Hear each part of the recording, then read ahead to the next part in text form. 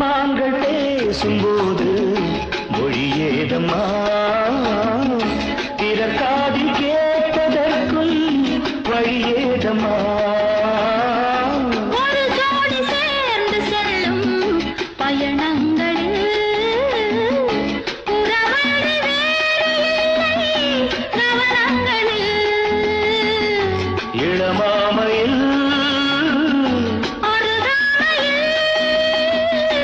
வந்தாடும் வேளை இன்பம் கோடி என்று அனுபவம் சொல்லவில்லையோ நம்ம கருவாட்டு கூட முன்னாடி போ